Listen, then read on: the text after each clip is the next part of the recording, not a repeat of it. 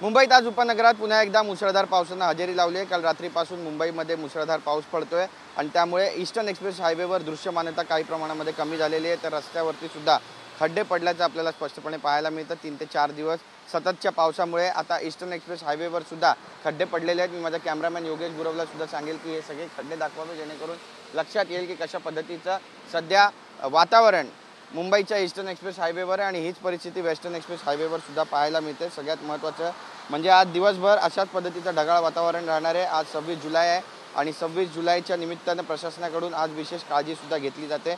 हवामान विभागानं मुंबई शहरासाठी ऑरेंज अलर्ट जारी केला आहे। तर पालघर, ठाणे, रायगड, रत्नागिरी, सिंधुदुर्ग या कोकण पट्ट्यातील जिल्ह्यात मुसळधार पावसाचा अंदाज हवामान विभागानं व्यक्त केला आहे। तर धुळे, नंदुरबार, जळगाव आणि नाशिकमध्ये विजांच्या कडकडाटासह पाऊस होण्याची शक्यता वर्तवण्यात आलेली आहे। पुढील काही दिवस पावसाचा जोर अशाच पद्धतीने कायम राहण्याची शक्यता सुद्धा व्यक्त होते।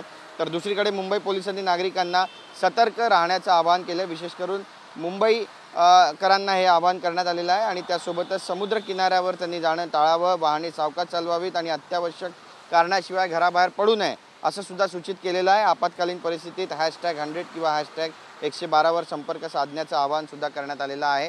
तर आपण पाहतोय की आज दिवसभर पावसाचा जोर जो आहे तो अशाच पद्धतीनं कायम राहणार आहे। त्यामुळे मुंबईकर जर घराबाहेर पडत असतील तर त्यांनी आपली स्वतःची काळजी घेणं सुद्धा तितकंच गरजेचं आहे, कारण दिवस पावसा पाण्याचे आहेत। कॅमेरा पर्सन योगेश गुरवसह गिरीश गायकवाड, TV9 मराठी, मुंबई।